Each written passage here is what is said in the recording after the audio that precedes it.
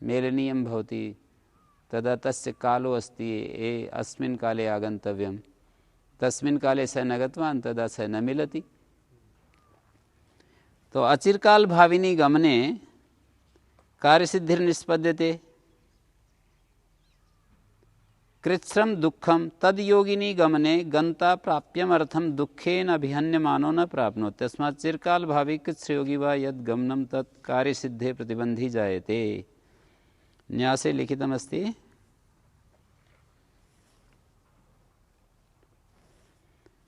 अत्र पूर्वपदम प्रतिबंधी कथमस्ति इति व्याख्यातम्। अत्र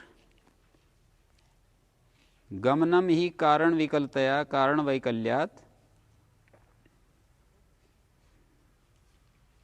गमनम ही कारण विकलतया चिरकाल भावी गमनम जायते कृच्छ योगी वा जायते। एवं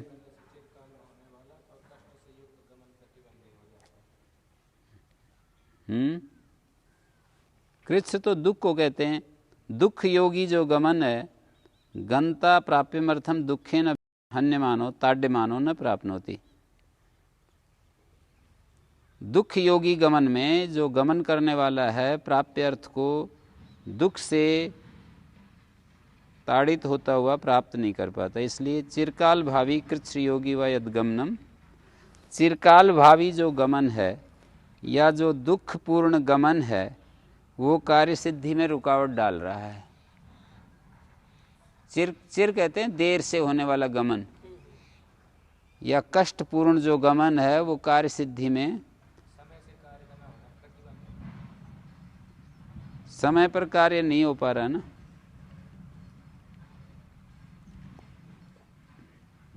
तो कार्य सिद्धि का प्रतिबंधी हो गया वो। चिरकाल भावी या कृच्छ योगी जो गमन है वो कार्य सिद्धि का प्रतिबंधक हो रहा है।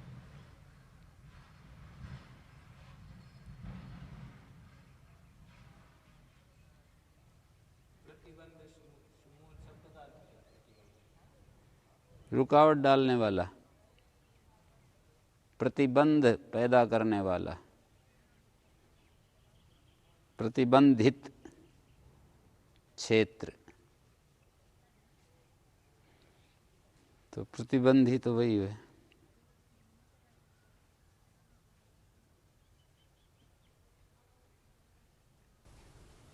तो गमन गुरुजी प्रतिबंधी वाची कैसे हो रहा है पूर्व पद?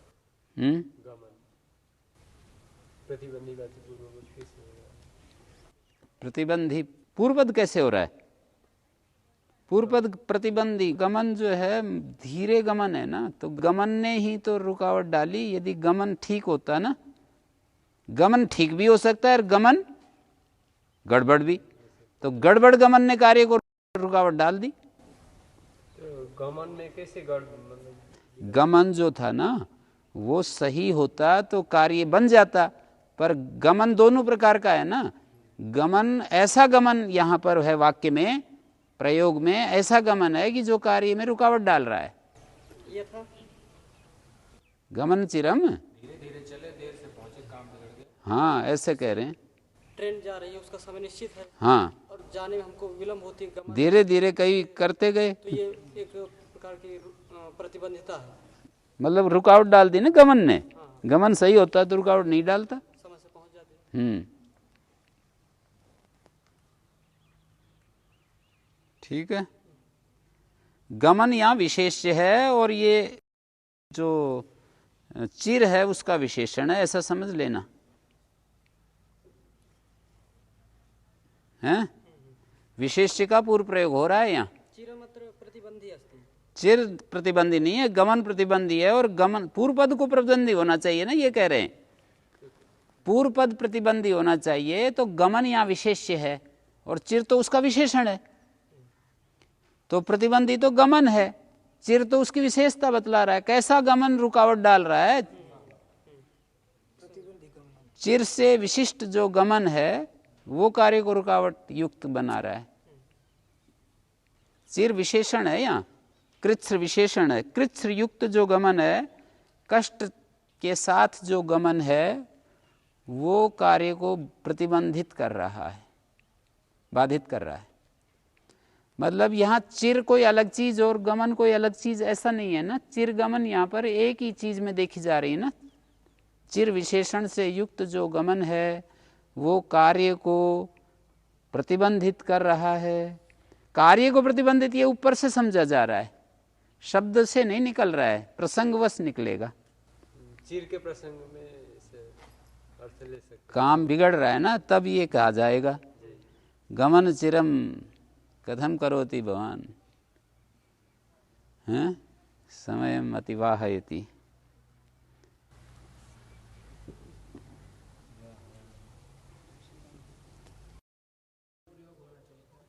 चिर का पूर्व प्रयोग होना चाहिए था, पर ये मयूरवंश का अधिगण में पाठ मान लेंगे और इसको चिर को बाद में प्रयोग कर देंगे।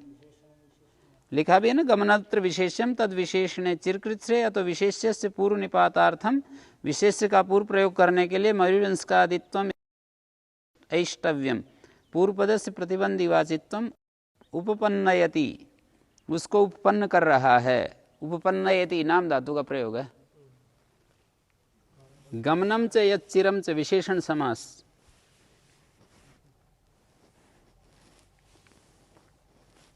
मयूरवंश का आदिर्वाइस द्रष्टव्य गमनम ही, हाँ इस पंक्ति में दिया है ना। कारण विकलतया, कार्य सिद्धि में जो कारण था ना शीघ्र गमन, उसको ऐसा गमन बन गया कि जो कारण विकल कर दिया। जो कारण हमारे को लाभ पहुंचाने वाला था वो कारण विकल हो गया। गमन तो कार्य सिद्धि करने वाला है, गमन ही कार्य को विघ्न डालने वाला है। तो चिर विशिष्ट जो गमन है ना, चिर विशिष्ट गमन, मंद गमन, वो कार्य को बाधित कर रहा है।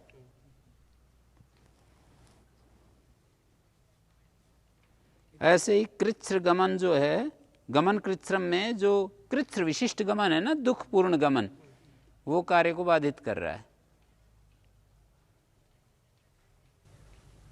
विशेषण के कारण विशेष का अर्थ ऐसा हो गया, प्रतिबंधी प्रतिबंधीवाची हो गया। विशेषण ने जो इसको विशेष्य को विशेषित किया है ना, उससे ये प्रसंग निकल रहा है कि ये कार्य उसका बाधित हो रहा है। कृच्छ्र अत्र विशेषण अस्ति। हाँ दोनों ही, चिरम भी और कृच्छ्रम भी। लित स्वर हो रहा है यहाँ, लित। प्रतिबंधी की मूत्र कृच्छ्रम, मूत्र कृच्छ नाम का एक रोग होता है, कष्ट से मूत्रम, तो यहाँ पर प्रतिबंधीवाची नहीं है मूत्र।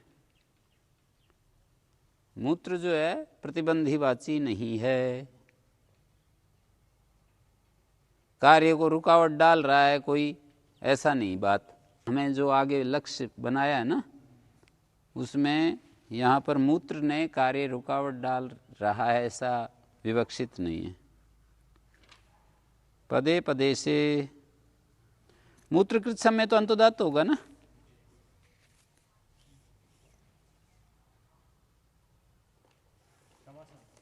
समासस्य अंतोदात्त।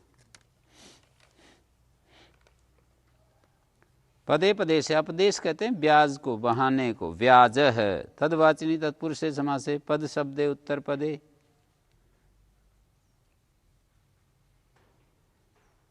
अपदेशवाची तत्पुरुष समास में पद शब्द उत्तर पद हो तो पूर्व पद प्रकृति स्वर होता है। मूत्र पदेन प्रस्थितः, उच्चार पदेन प्रस्थितः। मूत्र के बहाने से कोई व्यक्ति,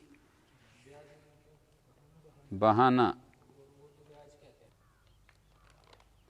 तत्पुरुष समास में पद शब्द उत्तर पद हो तो पूर्व पद प्रकृति स्वर होता है। मूत्र के बहाने से, मूत्र पदेन यहाँ पर मुंह को उदात्त हो रहा है। उच्चार पदेन में रै को उदात्त हो रहा है। मूत्र शब्द सिचि मुच्यो हो टे उच्च स्ट्रन प्रत्यांत आद्युदात्त हो जाएगा। मूत्र व गहनता आद्युदात्त। दो ढंग से मूत्र की सिद्धि की। उणादि कोश के सिच और मुची धातु से टी भाग को ऊ कर दिया, दीर्घ उकार और स्ट्रन प्रत्यय। मूत्र मूत्र धातु से घय करके मूत्र बनाया। उच्चार शब्द में घयंत यथाधता वित्र कर्णमंतोदात्त है। विशेषण समास मयूरवंश का आदिर्वा। अपदेशे इति विष्णु पदम, विष्णु पदम अंतोदात्त रहेगा। निवाते वातत्राणे, न्यास में लिखा है ना, व्याज का अर्थ छद्म। छद्म मानी छल कपट होता है, बहाना कह सकते हैं, बहाना बना लिया है। निवाते वातत्राणे, वातात्राणमिति वातत्राणे, हवा से रक्षा। निवात शब्द उत्तर पद में हो, वातत्राणवाची तत्पुरुष समास में पूर्व पद प्रकृति स्वर होता है। कुटी एव निवातम, कुटी निवातम। यहाँ पर वातत्राणवाची तत्पुरुष समास है, कुटी जो है ना, निवात उत्तर पद में है और ये जो कुटी है वातत्राणवाची है, पूर्व पद प्रकृति स्वर होता है। कुटी निवातम, शमी निवातम। कुटी यहाँ पर अंतोदात्त हो गया। वायु से बचाव, कुटी निवातम का अर्थ क्या होगा? निवात शब्द का अर्थ है वातस्य अभाव निवातम, अर्थाभाव अर्थ में अव्यय भाव समास है। नी जो अव्यय है वो अभाव अर्थ में है। अश्वपद विग्रह होते हैं ना उस सूत्र के, अव्ययम विभक्ति समीप समृद्धि सूत्र से जब समास करते हैं, निवातम यहाँ अव्यय भाव समास है। वातस्य अभाव निवातम, वातस्य अभाव निवातम अर्थाभाव। निरुद्धो वातो अस्मिन् इति वा निवातम, या बहुब्रीक और निवात का अर्थ है निरुद्ध है वायु जिसमें, तो कुड्यादि हेतु के निवाते, कुड्यादयो वर्तमाना समानाधिकरणे निवात शब्देन सह समस्यन्ते। कुड्यादि हेतु है जिसका, ऐसा निवात। जैसे कुटिया के ओट में कोई बैठ जाए तो हवा नहीं लगेगी, वायु रुक जाती है। तो कहते कुड्यादि हेतु के निवाते, वात के अभाव में कुड्यादि हेतु के। एक तो कुट्टी के अंदर बैठ करके हवा को रोकने की बात हो, एक ओट बना देते हैं ना, हवा चल रही हो इधर से, कुड्डी के परली तरफ बैठेंगे तो ये इस तरह का कुड्य निवातम, इस तरह का प्रयोग वो होता है, कहते हैं जहाँ बिल्कुल वायु ना होता है। पर यहाँ इस तरह का है कि निरुद्ध वातो अस्मिन्, जिसमें वायु तेजी से बह रही है वो रुक जाए।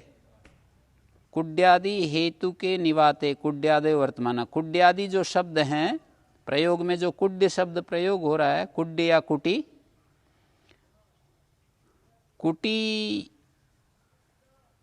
कुड्य, ये जो शब्द प्रयोग करेंगे वो कुड्यादि हेतु के निवाते, कुड्यादय वर्तमाना समानाधिकरणे निवात शब्देन सह समस्यन्ते। समानाधिकरण रूप से निवात शब्द के साथ समास को प्राप्त होते हैं।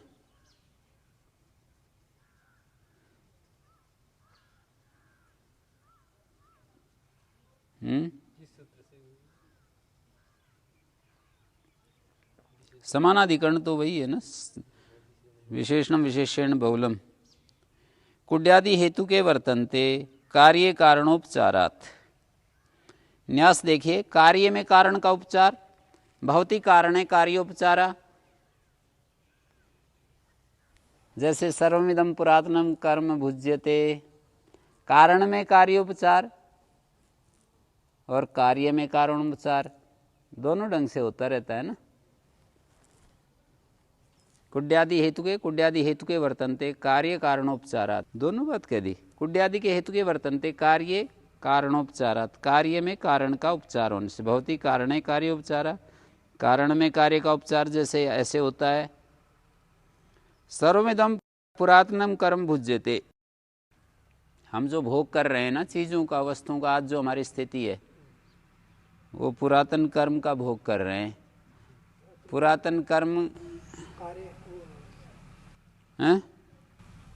कारण, पुरातन कर्म तो कारण होता है, और ये वर्तमान में जो हम वो कार्य है भोग, उसका फल।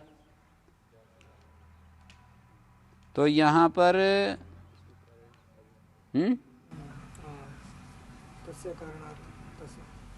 उसके कारण से ये फल मिल रहा है ना। तो जब हम फल को तो नहीं बता रहे और यूं कह रहे हैं पुरातनम कर्म भुज्यते, एक प्रकार से कार्य में कारण का उपचार कर दिया ना, कार्य के ऊपर कारण आरोपित कर दिया हैं? पुरातनम कर्म कर्म तो कारणमस्ति। पुरातन कर्म कारण है और उसका जो फल है उसके ऊपर आरोप कर दिया कर्म का। सर्विदम भुज्यते। सर्वम इदम पुरातनम कर्म, ये सब कुछ जो भोग कर रहे हैं ना पुरातन कर्म ही है। तो जिसका हम भोग कर रहे हैं ये तो कार्य है और पुरातन कर्म कारण है। तो ये कार्य के ऊपर कारण का उपचार होने से कारण है कार्योपचारा। व्यवहार है गौण व्यवहार है, गौण व्यवहार है। उपचार का अर्थ है गौण व्यवहार। उपचार शब्द का अर्थ केवल व्यवहार नहीं, गौण व्यवहार। जैसे आयुर्वै घृतम, ये गौण व्यवहार है। आयु का कारण घी है, लेकिन आयुर्वै घृतम, आयु के कारण को आयु कह दिया। घृतम कारणमस्ति।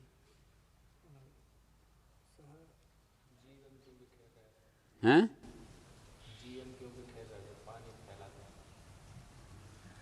हाँ, तो जल ही जीवन है, तो जल जीवन का कारण है। अन्नम वही प्राण, सारे उदाहरण एक जैसे ही हैं। अन्न जो है प्राण का कारण है, जल जीवन का कारण है। जल जीवन का कारण है, तो जल को बिखेरना जीवन का बिखेरना है। तो उपमेय के ऊपर उपमान का आरोप सिंहो मानव का, उपमेय के ऊपर उपमान का आरोप सिंहो मानव का। ये बालक शेर है, तो यहाँ उपमेय के ऊपर, बालक तो उपमेय है, ये बालक शेर है। उपमेय के ऊपर उपमान का आरोप और उसी तरह कारण के ऊपर कार्य का आरोप।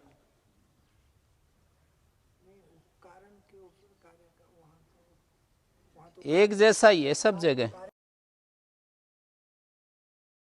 ये दो अलग अलग हैं, एक सादृश्य मूलक आरोप होता है, एक कार्य कारण मूलक आरोप होता है। आरोप के दो स्थल हैं ये अलग अलग। स्थलद्वयम् अस्ति, सादृश्य मूलक आरोपः कार्य कारण मूलक आरोपः। यथा बालके सिंह से सादृश्य। हाँ, उपमेय पर उपमान का आरोप सादृश्य मूलक आरोप है ये, है जी। सिंहो मानव का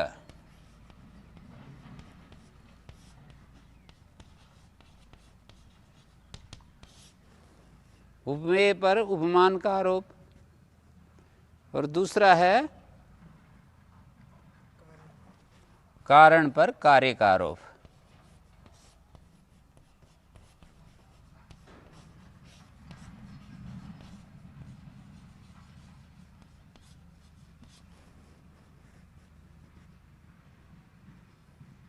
यहां पर देख रहे हैं ये मानव उपमेय है, सिंह उपमान है।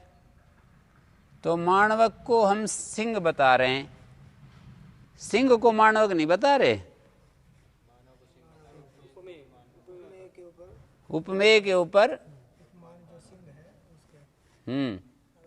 उपमेय के ऊपर उपमान का आरोप कर दिया। मानवक का कथन कर रहे हैं पर सिंह शब्द से कथन कर रहे हैं। मानवक सिंह है, जल ही जीवन है।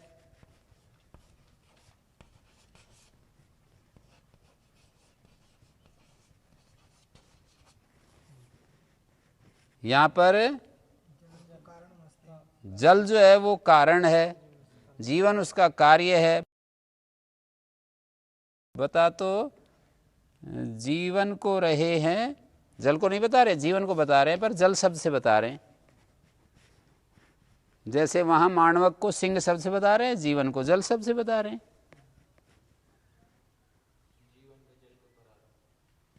जीवन के ऊपर जल का आरोप कर दिया, मानवक के ऊपर सिंह का आरोप कर दिया। ऊपर वाली चीज जीवन तो फिर हैं? नहीं, जीवन तो फिर जीवन तो कार्य है ना। जीवन कार्य है, कारण हाँ जीवन का, नहीं तो यहाँ जो पंक्ति है वो कार्य के ऊपर। हाँ कारण पर कार्य का आरोप। कारण तो ये जल है ना, जल के ऊपर जीवन का आरोप कर दिया, जीवन का आरोप। कारण पर, यहाँ तो कार्य पर लिखा है ना, कार्य पर कारण का कार्य जीवन है, इसके ऊपर हम जल का आरोप करें। और जब ऐसा कहते हैं जीवन मत बिखेरो, तब कारण का कार्य के ऊपर आरोप होगा ना, तब होगा। कैसे? जीवन मत बिखेरो फैला तो नहीं, वो तो अतिशयोक्ति है एक प्रकार का, वो तो आरोप करके भी वो एक को हटा दिया है ना। कारण का आरोप कार्य पर कैसे होगा? यहाँ पे तो किसी वहाँ तो एक क्रिया है, दो चीजें चाहिए ना, कारण कारण और कार्य। आयुर्वै घृतम अन्नम वै प्राण, अन्य तो कारण हो जाएगा प्राण। आयुर्वै घृतम अन्नम वै प्राण,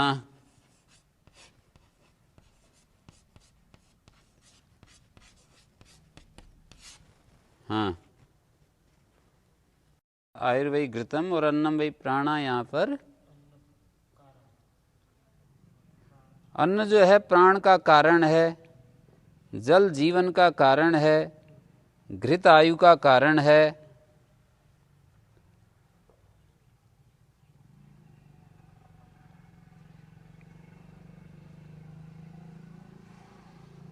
आयु घृत के कारण आयु है, जल के कारण जीवन है, अन्न के कारण प्राण हैं। घात जो करना चाहते हैं, ज्यादा जोर जो हम देना चाह रहे हैं, मतलब इस वक्त आयु पर देना चाह रहे हैं, अन्न पर देना चाह रहे हैं ज्यादा जोर, मतलब आरोप करने का तो ये होता है ना कि वो सारी चीजें उसके ऊपर आरोपित हो जाए, मतलब उसी की प्रधानता। आरोपित माने उस गुण को, जैसे यहाँ पर उपमेय पर उपमान का आरोप इसलिए कर रहे हैं कि उसके गुणों को बताना चाह रहे हैं, माणवक को बताना चाह रहे हैं, सिंह के समान है ये, सिंह के तादात्म्य भाव, उसके पराक्रम को माणवक में दिखाना चाहते हैं। तो जल की महिमा बताने के लिए, और ये जल की महिमा बताने के लिए हमने कारण पर कार्य का आरोप कर दिया ना। तो आरोप कारण पर, मैंने तो ये लिखा है कारण पर कार्य का आरोप। नहीं, यहाँ तो कार्य के ऊपर लिखा है ना पंक्ति में। उसको छोड़ो, यहाँ जो मैंने लिखा है, इसको क्या लिख रखा है मैंने, इस पर तो कारण पर कार्य का आरोप। इसको ही दिखा रहा हूं मैं तो। इस पर क्या लिखा है? कारण पर कार्य का आरोप। जो नीचे वाला चीज है ना, वो तो आरोप विषय। आरोप विषय तो वो होता है जो कि आधार होता है, और आरोप्यमाण वो होता है जो ऊपर आरोपित किया जाए। आरोप विषय, आरोप्यमाण। जैसे यहाँ पर आरोप विषय है माणवक, उपमेय आरोप विषय है, आरोप्यमाण सिंह है ना। आरोप्यमाण, आरोप्यमाण का आरोप विषय के ऊपर आरोप है। आरोप, आरोप विषय, आरोप्यमाण, तीन चीज होगी। हाँ, आरोप विषय तो वो है जो आरोप का विषय बन रहा है, आधार बन रहा है, जिसके ऊपर आरोप होगा। और आरोप्यमाण वो है जिसका, तो उपमेय, उपमेय जो आरोप विषय है, सिंह आरोप्यमाण है। कारण कार्य स्थल में कैसे देखेंगे? कारण कार्य स्थल में ये देखेंगे, जैसे यहां उपमेय पर उपमान का आरोप है, उपमेय पर उपमान का आरोप, आरोप विषय माणवक है, वो उपमेय है, और उपमान जो है वो सिंह है।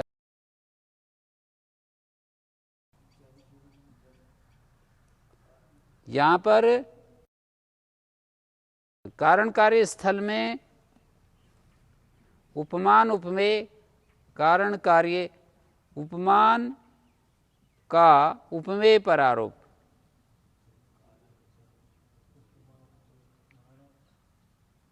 उपमान सिंह है, उपमेय माणवक है, सिंह का माणवक के ऊपर आरोप है। तो कार्य जीवन है और इस जीवन कारण कार्य स्थल ये अलग प्रसंग है, उपमान उपमेय स्थल अलग है, उपमान उपमेय प्रसंग अलग है। ये आरोप दो प्रकार से होता है, सादृश्य मूलक, कार्य कारण मूलक। सादृश्य मूलक तो ठीक है। ये सादृश्य मूलक उपमान उपमेय है। और एक कारण और कार्य ये जो आरोप है वो उपमान उपमेय मूलक, सादृश्य मूलक बोलते हैं इसको।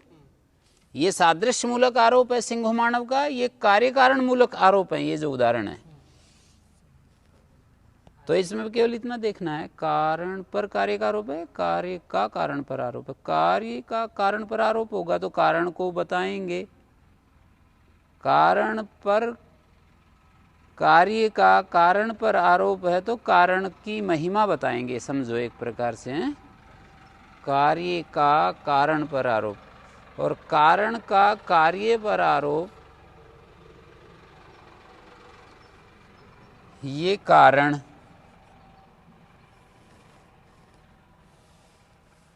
ये तीन उदाहरण हैं एक टाइप के।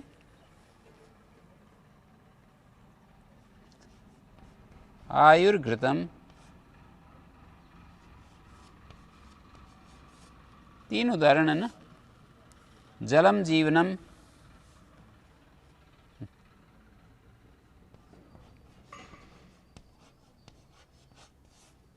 तीन उदाहरण है। ये कारण है, ये कार्य है, ऐसा है ना।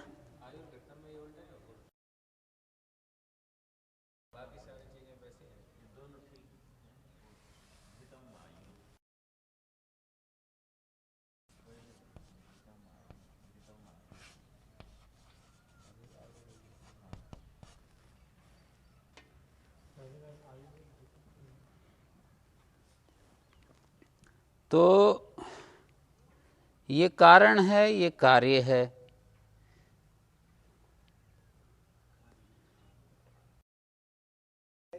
हम जो है कारण को ही बताते हैं तब तो इसका प्रयोग ही नहीं करते। अन्न नाम की चीज, जैसे सिंह को सिंह बताना ये आरोप नहीं है, माणवक को सिंह बताना ये आरोप है। तो जीवन को जीवन बताना ये तो कोई आरोप नहीं है, पर हम हाँ, जीवन को जीवन बताना ये तो आरोप नहीं, या जल को जल बताना ये भी आरोप नहीं। जीवन को जल बता दिया, ये दो तरह के उदाहरण हो गए। कारण में कार्य का उपचार तो होता है और मतलब ये उल्टा है, ऐसे बता रहे। भौतिक कारणे कारोपचारा सामान्यतः है जी, वो भ्रांतिजन्य उपचार है। तीन प्रकार के उपचार हैं ये, वो भ्रांतिजन्य उपचार है, ये कार्य कारण मूलक उपचार है, ये सादृश्य मूलक उपचार है। तो रज्जू में सर्प का आरोप, नीचे रज्जू ऊपर सर्प डाल दिया उसके, एक्चुअल में तो रज्जू है पर सर्प दिख रहा है तो सर्प का आरोप कर दिया। रज्जू को हम सर्प कह रहे हैं, रज्जू को सर्प कह रहे हैं, ये भ्रांति मूलक उपचार है। रज्जू को जो हमने सर्प कह दिया, या बालू रेत को पानी कह दिया, मरुमरीचिका, तो ये भ्रांति मूलक उपचार है। बालू को मरीचिका कह दिया, मरुमरीच हैं,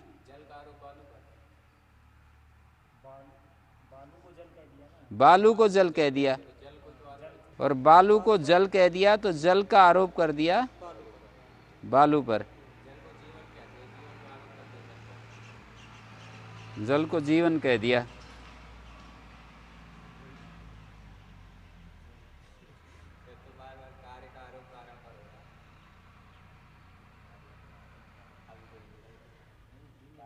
रज्जू सर्प, रज्जू के ऊपर सर्प का आरोप कर दिया। ये जो सर्प है एक्चुअल में ये रज्जू दिखाई दे रही है, और ये जो जल है ये जो जल है, जीवन, वहाँ तो भ्रांति है, यहाँ तो कोई भ्रांति नहीं है। नहीं नहीं, ये तो आरोप जो होते हैं 3 प्रकार से होते हैं, ये समझना है हमको केवल। एक भ्रांति मूलक है, एक कार्य कारण मूलक है, एक जो है सादृश्य मूलक है। भ्रांति मूलक नहीं बता रहे हैं। वो क्लियर हो गया, वो भी सादृश्य खाली कारण कार्य।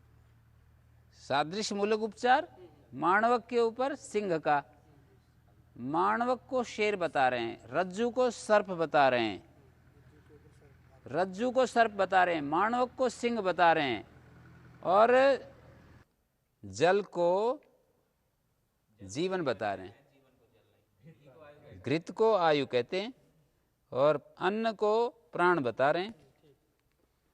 तो कारण, जो कारण है उसको कार्य शब्द से कह रहे हैं। कारण जल हो गया और जीवन कार्य हो गया, तो जीवन का आरोप जल के ऊपर कर दिया।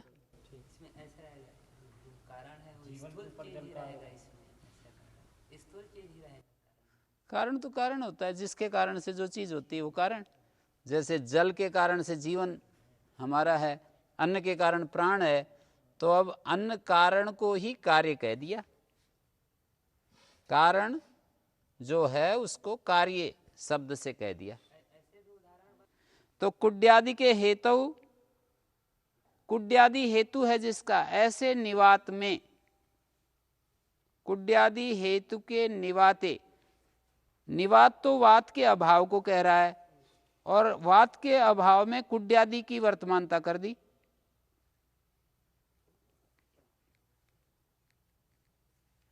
कुड्यादि ऐसे कर सकते हैं, ऐसे लिख करके समझ सकते हैं।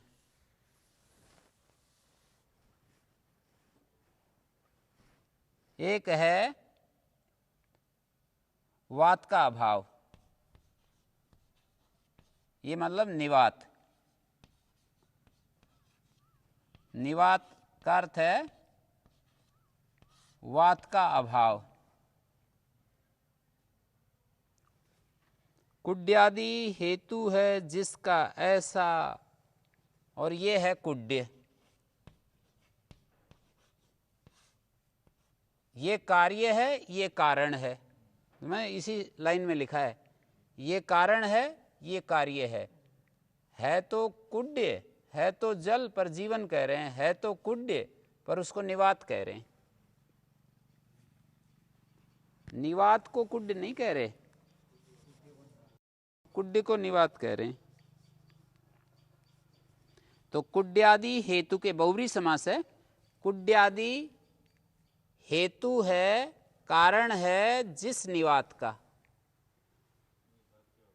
निवात मानी वात का अभाव। कुड्यादि शब्द वर्तमान है, इसके लिए कुड्य शब्द का प्रयोग हो रहा है, इसके लिए, इसके लिए हो रहा है ना। जीवन के लिए जल का प्रयोग हो रहा है, प्राण के लिए अन्न का प्रयोग हो रहा है, आयु के लिए घृत का प्रयोग हो रहा है। कुड्यादि हेतु के निवाते कुड्यादि वर्तमाना समानाधिकरणे निवात शब्देन से समस्यन्ते। समानाधिकरण जो निवात शब्द के साथ समास को प्राप्त होते हैं, तो बन गया कुड्य निवातम, कुड्य निवातम शब्द बन गया, समानाधिकरण हो गए समास। कुटी शमी शब्द गोरादि गीसंत अंतोदात्त हैं, गीस प्रत्यांत होने से अंत। कुड्य शब्दोपि कवतेर यत डक किच्च, ऐसा है ना, डकिच्च ऐसा लिखा है, ऐसा लिखा है ना, तो ऐसा होना चाहिए डक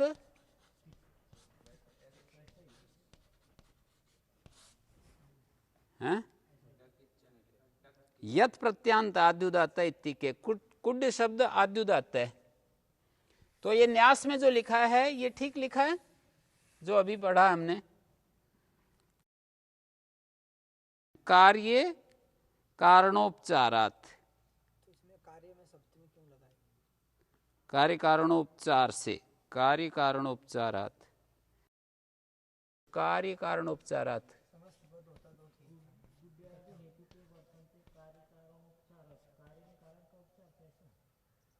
नहीं ऐसे,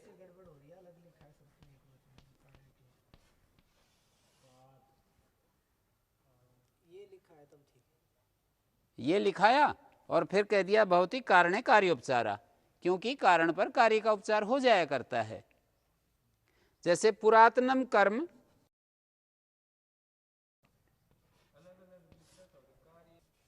ये तो कारण है, और इदम सर्वम भुज्यते, इदम सर्वम पुरातनम कर्म भुज्यते, इदम सर्वम ये जो ये कार्य है तो इदम सर्वम भुज्यते किम पुरातनम कर्म, तो कारण के ऊपर इस कार्य का आरोप कर दिया,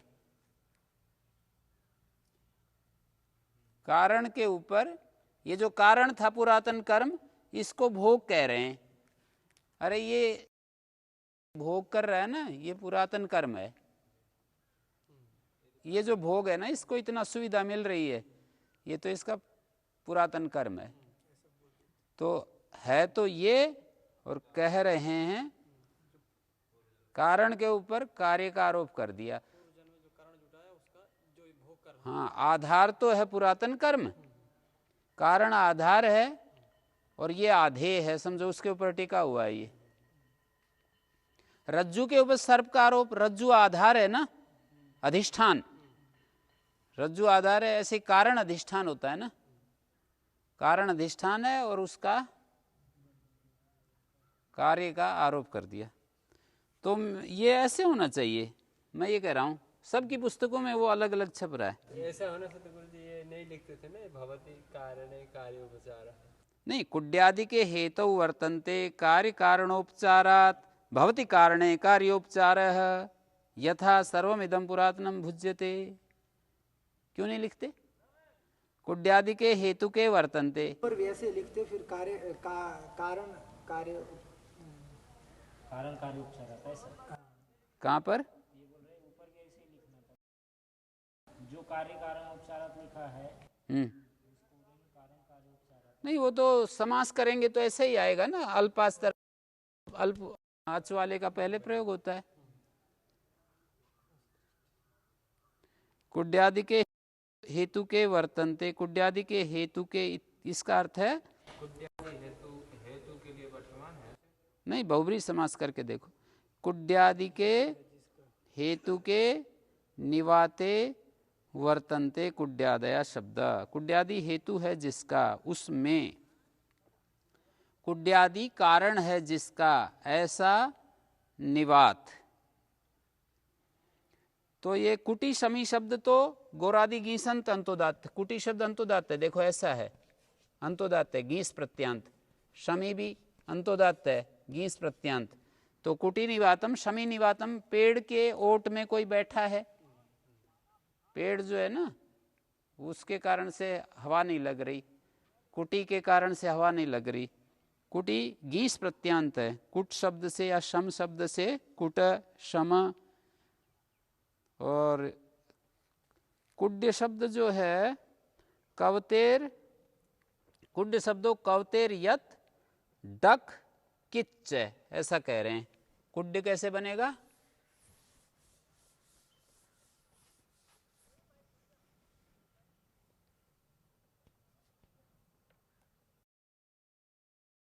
कु धातु, कवतेर यत, यत प्रत्यय होता है और डक आगम होगा, डक आगम होगा तो कहाँ बैठेगा? ये आद्यंतोटक तो इसके अंत में बैठेगा, और डक का ड शेष रहा। और कित च, ये कित होता है, कितवत होने से यहाँ पुगंत से गुण नहीं होगा, तो कुड्य शब्द बन गया। कुड्य का स्वर क्या लगेगा? यत प्रत्यांत है ना, तो यतो नावा, यतो नावा अद्युदात हो गया, ये इस तरह से बन गया। डक प्रत्यांतो अंतोदात्ता इत्यापरे। कुछ लोग ये कहते हैं कि कुड्य शब्द जो है ना, कु धातु से डक प्रत्यांत है, ऊणादिक प्रत्यय, ये अंतोदात हो जाएगा, प्रत्यापरश्च आद्युदात्तश्च। ये ड की संज्ञा नहीं होगी, चुटू डकार संज्ञा न भवति। गुण प्रतिषेधार्थात ककारानुबंधात, गुण प्रतिषेधार्थ ककार अनुबंध किया है। ककार अनुबंध करने से डकार की संज्ञा नहीं होती है, क्या मतलब? यदि डकार की संज्ञा हो जाती तो ये जो ऊ है ना, ऊ का लोप हो जाता है, फिर गुण का प्रतिषेध का कोई सवाल ही नहीं उठता। तो ककार अनुबंध से इत संज्ञा नहीं होती, ऐसा कहना चाह रहे हैं। तो ये अंतोदात्त एक पक्ष है और आद्युदात्त दूसरा पक्ष है। इन्होंने दो ढंग से दिखाया है। कुड्य शब्दों कवतेर यडिक्च आद्युदात्त इत्येके अंतोदात्त इत्यपरे हैं। वातत्राणे इति किम राजनिवाते वसति, राजनिवाते वसति ये अंतोदात्त रहेगा। सुखम मातृनिवातम, निवात शब्दों पार्श्ववाची रूढ़ी शब्द, निवात यहाँ पार्श्ववाची, माता के बगल में रहना सुख कारक है। तत्र उभयत्र षष्ठी समास, दोनों जगह माता का निवात मानी पार्श्व, माता के समीप, और राजा के समीप, राज निवाते वसति, राजा के समीप रहता है। शारदे नार्तवे ऋतो भवम आर्तवम, अनार्तववाची शारद शब्दे उत्तर पदे तत्पुरुष समासे पूर्व पदम प्रकृतिस्वरम भवति। रज्जु शारदम उदकम दृशत शारदा शक्तवा, शारद शब्द प्रत्यग्रवाची है, माने अभी अभी ताजा कोई चीज। जैसे रज्जु शारदम उदकम का अर्थ है रज्जु से निकाला गया तत्काल जल, और पत्थर से पीसे गए सत्तू तत्काल। तस्य नित्य समासा अश्वपद विग्रह इष्यते, नित्य समासा के बाद ये नहीं है, कोमा नहीं होना चाहिए। अश्वपद विग्रह इष्यते सद्यो रज्जु धृतम उदकम प्रत्यग्रम अनुपहतम रज्जु शारदम उच्यते। शीघ्र ही जो रज्जु धृत उदक है, शीघ्र ही जो रज्जु से निकाला गया जो प्रत्यग्र अनुपहतम रज्जु शारदम उच्यते। अनुपहत का मतलब अचिरकाल भावी। शारद शब्द प्रत्यग्रवाची है, अनुपहतम का है रजो भी अनुपहतम, न्यास में दिया है। जो रज धूलकण उसमें नहीं आए हैं। सद्य उद्धृतत्वात्, अनुपहत इसलिए है कि उसमें अभी रज मिट्टी विट्टी के कण उड़ करके नहीं आए। जैसे आप देखना कभी पानी की बाल्टी ऐसे रख देना, अगले दिन देखना उसके ऊपर कण जो है जमे मिलेंगे, छोटे छोटे छोटे छोटे कण से। और अभी बाल्टी कुएं से निकालेंगे ना, सही निकलेगा, सही दिखेगा। तो कह रहे हैं कि अनुपहतम मानी रज कण से अनुपहत है वो। सद्यो रजु धृतम उदकम प्रत्यग्रम अनुपहतम रज्जु शारदम उच्यते। रज्जु शब्द सृजेर असुम च उ प्रत्यांत आदि लोपश्च धान्य नित तत्र अमर्तते तेन आद्युदात्त, नित होने से आद्युदात्त है ये। रज्जु शब्द की सिद्धि दिखाई है कि रज्जु में असुम उ प्रत्यांत है। कैसे बनाएंगे? सृज धातु, सृज असुम, तो आगम करेंगे असुम जय उ प्रत्यांत, उ प्रत्यांत आदि लोपश्च रज्जु, स का लोप किया, री को इकोणची, रस ये मैं का लोप, ऊ का लोप, कोणादिकोष का जो शब्द बन रहा है ना, आदि के सकार का लोप, इको एणची, री को रे, ए इसमें मिल गया, रस ज, इस से को जय हो गया। झलाम जस झसी, ताला विषय होगा, स्तोस्तु ना स्तु, फिर झलाम जस झसी। इस जय के योग में इसको ताला विषय होगा और फिर जय हो जाएगा, और ऊ प्रत्यय रज्जु। इस तरह से आद्युदात्त हो रहा है नित होने से। धान्य नीति तत्र अनुवर्तते, नित्यादि नित्यम आद्युदात्त हो रहा है। दृशत सब दृणाते शुग ह्रस्वश्च अधिक प्रत्यांतो अंतोदात्ता, द्रि धातु से अधिक प्रत्यय, दृशत शुक आगम बन गया ना, दृशत अधिक प्रत्यांत अंतोदात्त है। अनार्तवेति किम परम शारदम उत्तम शारदम शरदी ऋतु विशेषे भवम यत्तदि शारदम, शरद ऋतु में होने वाले को शारदम कहते हैं। तो यहाँ ऋतु में होने वाला आर्तव और न ऋतु भवम, ऋतु में होने वाला तो आर्तव होता है, अनार्तववाची शारद शब्द होना चाहिए। ये शारद शब्द ऋतु में होने वाला भी होता है और दूसरे अर्थ में भी होता है, तो दूसरे वाला लेना है। अध्वर्यु कसाय और जातो, अध्वर्यु और कसाय जातिवाची हो तत्पुरुष समास में पूर्व पद होता है प्रकृति स्वर।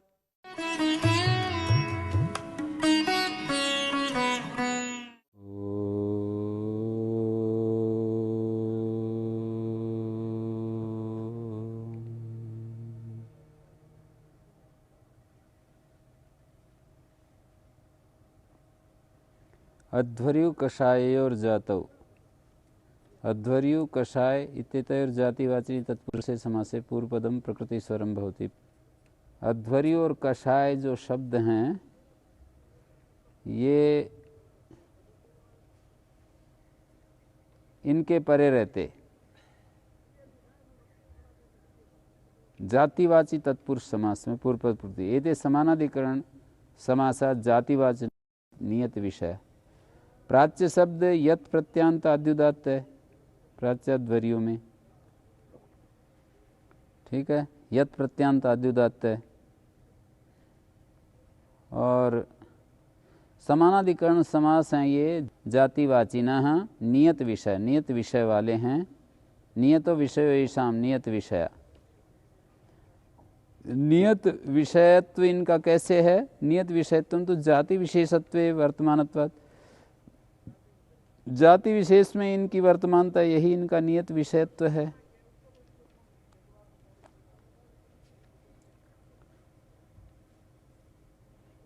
अध्वर्यु प्रभृतीनाम गोत्रम च चरणैः स इति चरणत्वात् जातित्वम्। अध्वर्यु का जातिवाचत्व गोत्रम च चरणैः स, गोत्र चरण, चरणवाची जो होते हैं वो जातिवाची हो जाते हैं, गोत्र भी जातिवाची होता है। गुरु जी अध्वर्यु कषाय यदि जातिवाची होगा तो समुदाय को कहेगा या व्यक्ति? समुदाय को कहेगा। कौन? अध्वर्यु और कषाय जब जातिवाची होगा तो समुदाय को कहेगा। अध्वर्यु कसाय अपने पास उदाहरण है प्राच्याध्वर्यु, कठाध्वर्यु, कलापाध्वर्यु, और कषाय का उदाहरण बनेगा सर्पिर मंड कषायम, उमा पुष्प कषायम, दोवारिक कषायम। षष्ठी समास है, यहाँ पर रूढ़ी शब्द हैं। कठ और कलाप तो वो है ना चरणवाची हैं, इसलिए जातिवाची हैं। गोत्रम से चरण से परिभाषा की है जाति की।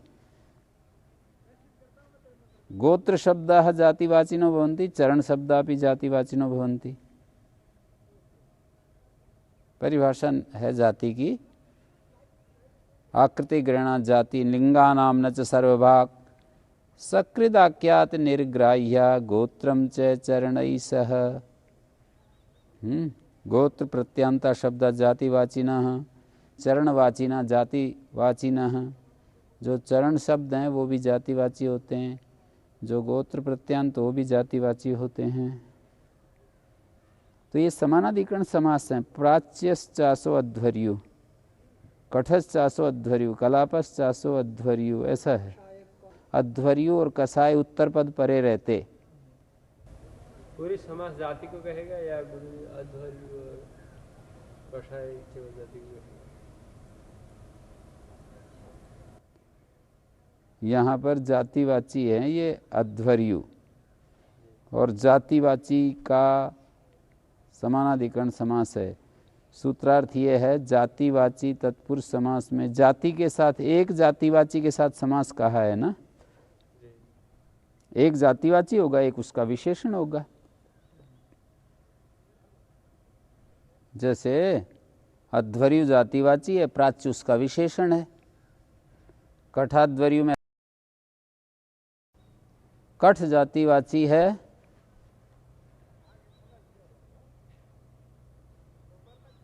कठ शब्द यहाँ पर जातिवाची है, कलाप शब्द जातिवाची है। समानाधिकरण समासा जातिवाचिनः नियत विषया। जातिवाची तो प्रथमा का बहुवचन है, जातिवाचिनः नियत विषया। नियतो विषयो येषाम्, नियत विषया जातिवाचिनः। नियत विषयत्व क्या है? जाति विशेष में वर्तमान होना ही इनका नियत विषय है। तो भाई ये जातिवाची इस तरह से, तो फिर ये पूरे शब्द ही जातिवाची हो रहे हैं। प्राच्य अध्वर्यु, कठाध्वर्यु, कलापाध्वर्यु, और आगे जो उदाहरण है सर्पिरमंड कषायम, ये जातिवाची बना रखा है ना।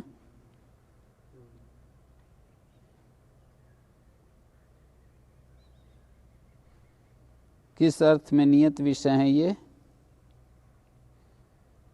सर्पिरमंड षष्ठी समास से व्युत्पादित हैं ये, सर्पिरमंड कषायम। और सर्पिरमंड, उमापुष्प, ये भी षष्ठी समास है। दौवारिक शब्दोपि द्वारे नियुक्ता ठकी सति अंतोदात्ता है, दौवारिक कषायम, 3 समास हैं। ये तो समानाधिकरण है, प्राच्याध्वर्यु, कठाध्वर्यु, कलापाध्वर्यु। और दूसरा जो कषाय वाले उदाहरण है वहाँ षष्ठी समास है, ऐसे विभाग करके देखना है।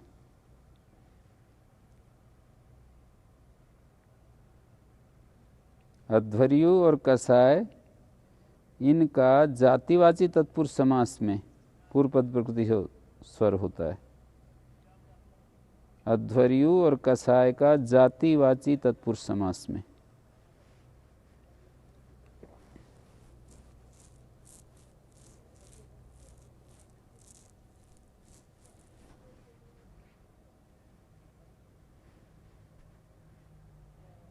प्राच्य शब्द यत प्रत्यांत आद्युदात्त है। और कट शब्द की सिद्धि आगे दिखा रहे हैं। कट शब्द पचाद्याची व्युत्पादिता, कठेन प्रोक्तम, कठ कृत्स जीवने धातु है ना। पचादि अच प्रत्यय करेंगे, नंदीग्री पचादिभ्यो ल्युणिन्यचा, कष्ट से जो जीवन जीने वाला है उसको कठ कहते हैं। कठेन प्रोक्तम वैशंपायनान्ते वासिभ्यस्य से णिनि हुआ।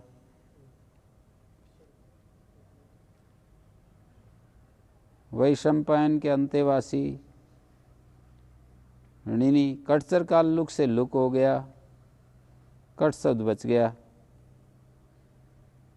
ये चरणवाची है। कलापिना प्रोक्तम, कलापिनो अण से अण आया, उसके परे रहते कलापिन का इनण्यन पत्ते प्रकृति भाव प्राप्त हुआ, फिर टीलोप हो गया। नान्त से टीलोप एक लंबा वार्तिक है। चरणवाची कथन होती? चरण तो भाई एक वो होता है, एक विद्या संस्था को कहते थे।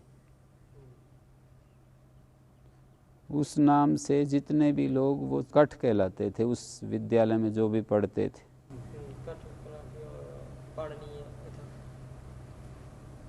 जो भी चरण संस्थाएं होती थी, विद्या संस्थाएं, आजकल जैसे यूनिवर्सिटी होती हैं, तो जो उस संस्था में जो विद्यार्थी या जो अध्यापक, रिसर्च स्कॉलर होते थे, उनको कठ कहते थे।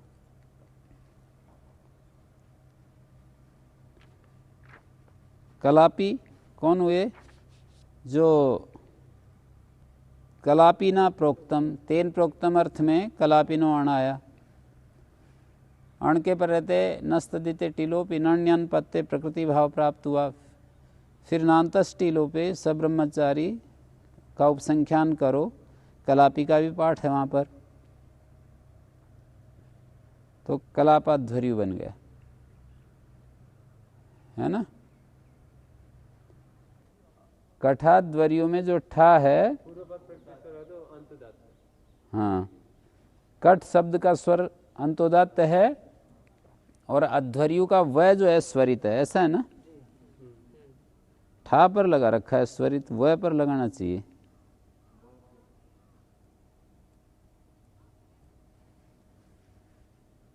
और कलापाध्वर्यु में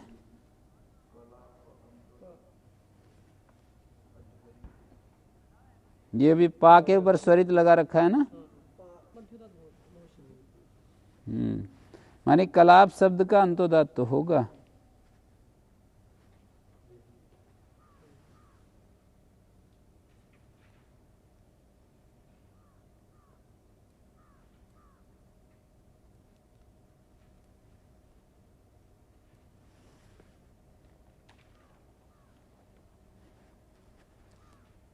अब आगे तदेवं कलाप शब्द अंतोदात्ता सर्पिरमंड कषायम। सर्पिरमंड, सर्पी का जो मंड है उसका कषाय, उमा के पुष्प का कषाय, दो वारिक के लिए जो कषाय दिया जाता है वो दो वारिक कषाय। षष्ठी समास उत्पादिता रूढ़ी शब्दा एते। सर्पिरमंड शब्द उमा पुष्प शब्द षष्ठी समासो अंतोदात्तो। दो वारिक शब्द द्वारे नियुक्त ठक करके अंतोदात्त हैं। जातो इति किम परमाध्वर्यु परम कषाय। तत्रापि तदेव कलाप शब्दो अंतोदात्तः, तो कलाप भविष्यति। कहाँ पर? तदेवं कलाप अस्ति न, तदेवं कालाप शब्द अंतोदात्त, ये हो गया। जातो इति किम परमाध्वर्यु परम कषाय अंतोदात्त होंगे। उमा के पुष्प और मंड, सर्पी का मांड नहीं होता है, सर्पी जो है घी होता है।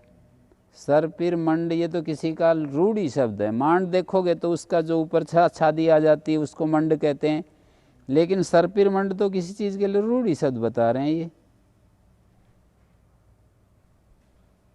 उमा पुष्प सर्पिर मंड कोई रूढ़ी शब्द होना चाहिए।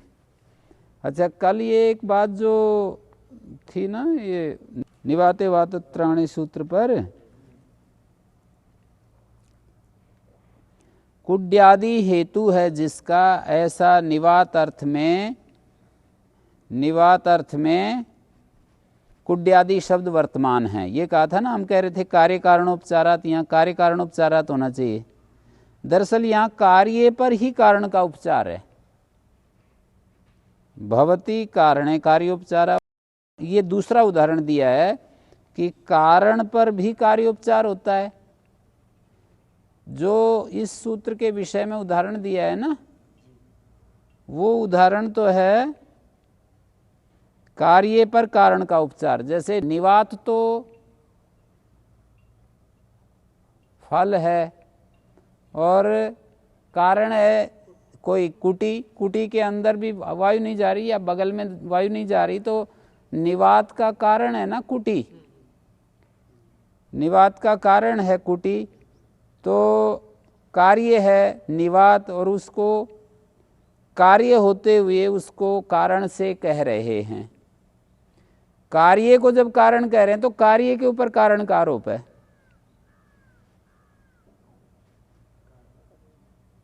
हाँ जी, कार्य है तो चीज कार्य, पर कह रहे हैं कारण, तो फिर वो कारण का कार्य के ऊपर आरोप कर दिया। कार्य है, निवात का मतलब वायु रहित होना, ये तो कार्य फल है कुटी का, और उसका कारण है कुटी, तो कुटी शब्द के द्वारा निवात को कह दिया। कुटी हेतु है निवात का, तो फल को कुटी शब्द से कह दिया। यहां पर जो लिखा है ना न्यास में कार्य कारणोपचारात, ये यथार्थ में कार्य पर कारण का आरोप दिखाया गया है। और फिर अगले उदाहरण में कारण पर कार्य का उपचार दिखाया है। जैसे सर्वमिदं पुरातनम कर्म भुज्यते, यहाँ पर ये जो भोग है, ये सामने जो हम भोग कर रहे हैं ये तो कार्य है, पर उसको कारण पर आरोपित कर दिया।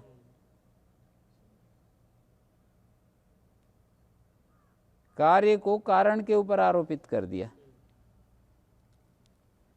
पुरातन जो कर्म है उस कारण के ऊपर कार्य को आरोपित किया। ऐसे लिखा है ना, भवती कारणे कार्योपचारा। जैसे हम यूं कहते हैं नड्वलोदकम पाद रोगा, एक घास विशेष होती है, वो यदि छू जाए तो पाद रोग हो जाता है। तो नड्वलोदक पाद रोग है, यहाँ कारण पर कार्य का। नड्वलोदक नाम पाद रोग, घी नाम आयु, अन्न नाम प्राण, तो अन्न प्राण, अन्न जो कारण है उसके ऊपर प्राण का आरोप कर दिया। ज़्यादातर तो यही होता है, कारण के ऊपर कार्य का आरोप होता है। लेकिन ये जो उदाहरण था ना कुटी निवातम, इसमें कार्य के ऊपर कारण का आरोप कर दिया है। ज़्यादातर व्यवहार में सब जगह कारण के ऊपर ही कार्य का आरोप मिलेगा। जैसे अन्न और प्राण में कारण है अन्न और प्राण है कार्य, तो कारण के ऊपर कार्य का आरोप कर दिया। अन्न को है तो वो अन्न, उसको हम प्राण कह दें, तो अन्न के ऊपर प्राण का आरोप किया है ना। है तो वो नड्वलोदक, पर उसको पाद रोग कह रहे हैं। नड्वलोदक के ऊपर पाद रोग का आरोप कर दिया। है तो वो घी, पर उसको आयु कह दिया। कारण के ऊपर कार्य को आरोप करने की आवश्यकता क्यों पड़ी? कारण से जो कार्य होता ही है, कार्य को तो कारण के ऊपर आरोपित कर सकते हैं। कार्य को कारण के ऊपर आरोपित कर सकते हैं, क्योंकि कार्य से कारण तो होता नहीं, कारण से कार्य होता है। कारण को कार्य के ऊपर क्यों आरोपित करेंगे? कारण से तो कार्य होता ही होता है ना। यहाँ पर निवात जो चीज है उसको कुटी कह दिया।